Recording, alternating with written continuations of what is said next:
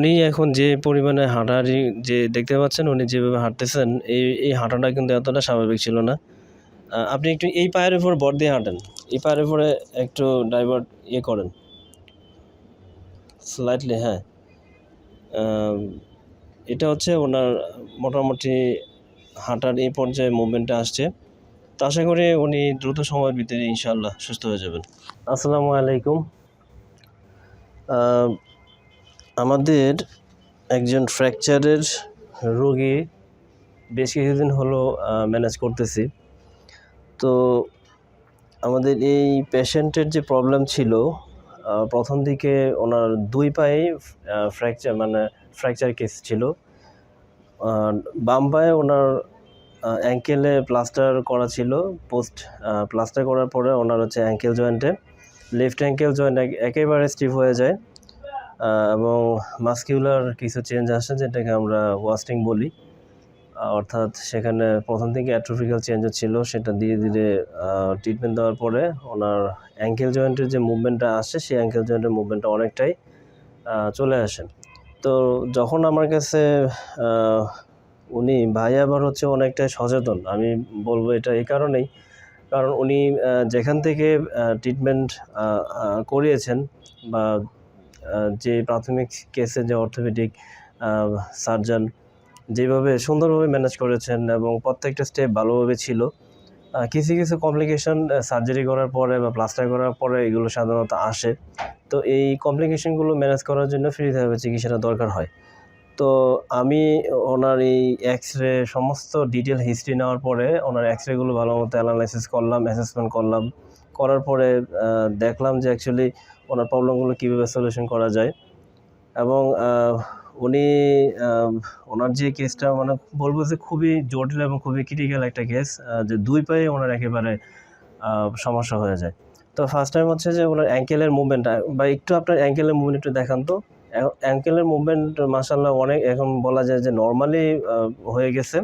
কিন্তু ওনার এখানে একটা অ্যাঙ্গেল দেখেন, এখানে একটি অ্যাঙ্গেল আছে, এটা আশা করি সমাধান হয়ে যাবে। কিন্তু সবচেয়ে কঠিন বিষয় হচ্ছে ওনার ডান পায়েও কিন্তু একই সময়ে ওনার উনি যে উপর থেকে পড়ে গেছিলো, পড়ে যাওয়ার পরে ওনার 2 পায়ে ফ্র্যাকচার হয়। তো এই ডান পায়ে ছিল ওনার লেজার অ্যাব, অর্থাৎ পুরা রড দিয়ে পুরোটুকু এখান থেকে হাড়টাকে সেট করে দেওয়া হয়, অর্থাৎ ইন্টারনাল ফিক্সেশন করা হয় ঠিকই, কিন্তু এটা লেজার অ্যাব করে দেওয়া হয়, যার ফলে ওনার হিপ থেকে একটা কমপ্লিকেশন আসে।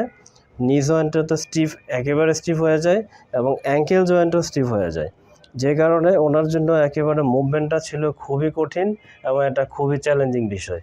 তো সব কিছু মিলিয়ে প্রথম স্টেজে আমি ওনার লেফট অ্যাঙ্কেলটার মোবিলিটি আনার পরে যখন লিজার অ্যাপটা খুলে দেওয়া হয়, লিজার অ্যাপটা খোলার প্রায় তার পরপরই কিন্তু এই ফিজিওথেরাপি চিকিৎসা আমরা প্ল্যান ওয়াইজ শুরু করি। তো এখন যে টার্গেটটা ছিল ওনার প্রথম দিকের প্ল্যানের পরে দ্বিতীয় ম্যানেজমেন্টে আমাদের এই জয়েন্টে যেহেতু স্টিফ, ওনার মুভমেন্ট, ওনার হাঁটা চলাফেরা সম্পূর্ণই কিন্তু অফ ছিল। তো এখন নি জয়েন্টের স্টিফনেসটাকে ইমপ্রুভ করার জন্য, মুভমেন্টটাকে করার জন্য ফিজিওথেরাপি চিকিৎসার বিকল্প নাই, এক্সারসাইজ থেরাপির কোনো বিকল্প নেই। এখন নর্মালি কিছু কিছু রোগীদের আসে যে এই স্টেজগুলোতে এক্সারসাইজ করবে, যে এক্সারসাইজগুলো আসলে রোগীর যে পেন থাকে, যে স্টিফনেস থাকে, এই পর্যায়ে কিন্তু পসিবল হয়ে ওঠে না। তো এই জন্য এই ম্যানেজ করার জন্য অবশ্যই চিকিৎসকের নিকট থেকে ফিজিওথেরাপি চিকিৎসা নিতেই হবে এবং সেটা হতে হবে হাইলি স্কিল্ড করতে চান। অ্যাকচুয়ালি এই অ্যানালাইসিস ব্যতীত অনেক রোগী কিন্তু আমাদের কাছে আসে যে এইভাবে ম্যানেজ করে দেন, কিছু ডিভাইস দিয়ে ম্যানেজ করে দেন, কিন্তু এই রোগীগুলো কখনোই এই নর্মাল ম্যানেজমেন্টে এটার ট্রিটমেন্ট কখনোই পসিবল হবে না এবং রোগীর ইমপ্রুভমেন্টও হবে না।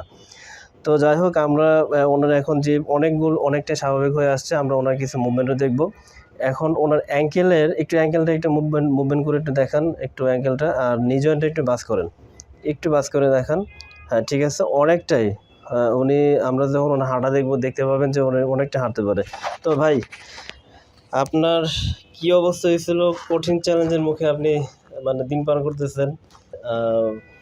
এই যে একটা চ্যালেঞ্জের সাথে লড়াই করে আপনি যাচ্ছেন, একটু কাইন্ডলি আমাদের একটু বলেন, আমরা শুনি এখন কি পরিস্থিতি, কি অবস্থা হচ্ছে, আপনার আত্মবিশ্বাস কেমন যে সুস্থ হবেন? ইনশাআল্লাহ আমরা চাইবো আপনি সুস্থ হন। এছাড়া আগের থেকে অনেকখানি মুভমেন্টটা অনেকখানি আসছে আলহামদুলিল্লাহ। তো মেইনই হচ্ছে যে আমি যখন অ্যাক্সিডেন্টটা করার পর হচ্ছে যে আমি বেসিক্যালি পঙ্গুতে নেই, ট্রিটমেন্টটা নেই। পঙ্গুতে লেজারঅপটা পঙ্গু থেকে করে দেয়। এরপর হচ্ছে আমরা 6 মাস পরে এটা খোলা হয়।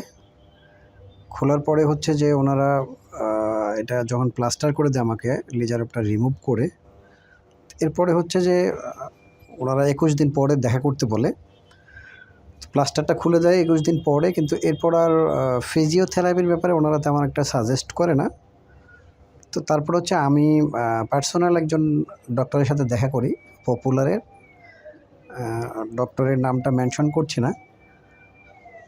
তো এই ভদ্রলোককে হচ্ছে আমি আস্কিং করলাম যে আসলে যেহেতু আমার এটা নিটা অনেকটা স্টিফনেস হয়ে গেছে, আসলে আমি কি করতে পারি, এখন ফিজিওথেরাপি নিতে পারি কিনা। তো উনি আমাকে সাজেস্ট করলেন যে এই স্টেজে ফিজিওথেরাপিটা একটু রিস্ক হয়ে যাবে, তো আপনি নিজে নিজে ট্রাই করেন।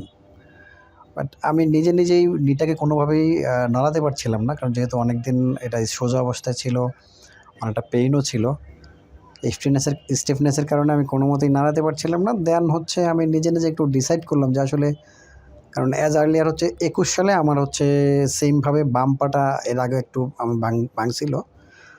তো সেই অভিজ্ঞতা থেকে হচ্ছে আমি আবারও ওনার সাথে দেখা করি ফিজিওথেরাপিতে, যেহেতু এটা আমার একার পক্ষে কখনোই সম্ভব না। তো আমি অনেক নেট ঘাটাঘাটি করলাম যে আসলে এই স্টেজে আমার কী করণীয়। দেন হচ্ছে ভাইয়ের সাথে দেখা করলাম, উনি আমার সবইগুলো অ্যানালাইসিস করলো। দেন উনি বললো যে না, সমস্যা নাই, আপনি এই স্টেজ থেকে ফিজিওথেরাপি স্টার্ট করেন, কোনো সমস্যা নেই। তো আলহামদুলিল্লাহ আমি মার্চের থেকে ফিজিওথেরাপিটা শুরু করছি এই লেজারঅপ খোলার পরে।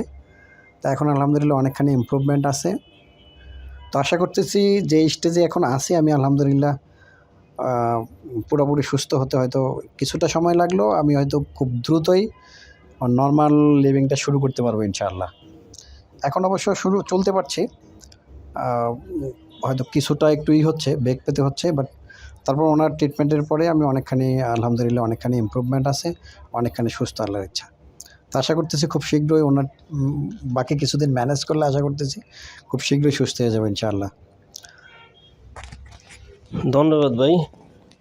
সবচেয়ে বড় বিষয় হচ্ছে এখানে আপনার এখন যে পর্যায়ে আছেন, আমি এটুকু বলবো যে আপনার ইচ্ছা শক্তি, তারপরে সুস্থ হওয়ার প্রতি যে আপনার একটা প্রবল আগ্রহ এবং সব কিছু আপনি বুঝতে পেরেছেন এবং আগে থেকে সচেতন ছিলেন, সেজন্য কিছু নেগেটিভনেস কাজ করার পরও আপনি সাথে শুরু করেছেন।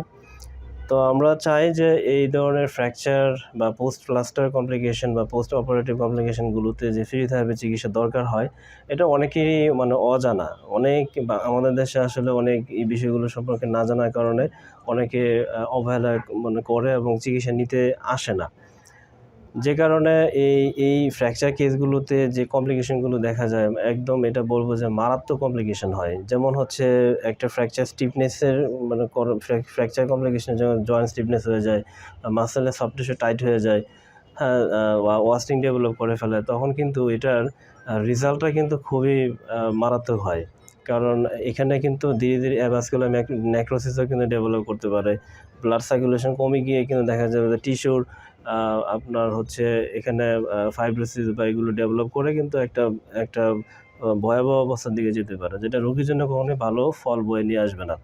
তো অবশ্যই আমি বলবো যে ফিজিওথেরাপিতে একটা আলাদা ইউনিটি আছে, ফ্র্যাকচার পোস্ট অপারেটিভ আর পোস্ট ফ্র্যাকচার পোস্ট প্লাস্টার যে ফিজিওথেরাপি ইউনিট আছে, এই ইউনিটের তত্ত্বাবধানে আমরা যেটাকে বলি যে অর্থোপেডিক ফিজিওথেরাপি ডিপার্টমেন্টের অধীনে আমরা এই কেসগুলো ম্যানেজ করে থাকি, ফ্র্যাকচার কেসগুলো ম্যানেজ করে থাকি।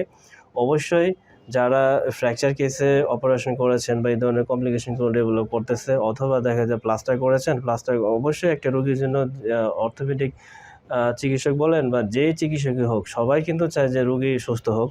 তো এখানে সবচেয়ে বড় বিষয় হচ্ছে যে রোগীর সুস্থতা। এখানে একজন রোগীকে একটা ওয়ান ওয়ে মেথডে আমরা যাব না, অবশ্যই একটা মাল্টিডিসিপ্লিনারি টিমে আমাদেরকে যেতে হয়। তো যাই হোক, এখানে ম্যানেজমেন্টটা বড় ইস্যু। তো এই ধরনের কেসগুলো যদি বা এই ধরনের সমস্যা বা কমপ্লিকেশনের মধ্যে যদি আপনারা পড়ে থাকেন, ঠিক আছে, আপনার মোবিলিটি ঠিকমতো হচ্ছে না, আপনার ফাইনালি কিন্তু একটা জয়েন্ট স্টিফনেস যখন হয়, তখন আপনার মেন ইস্যু হয়ে দাঁড়ায় কিন্তু আপনার নর্মাল লিভিং, এবং সেখানে নর্মাল মুভমেন্ট।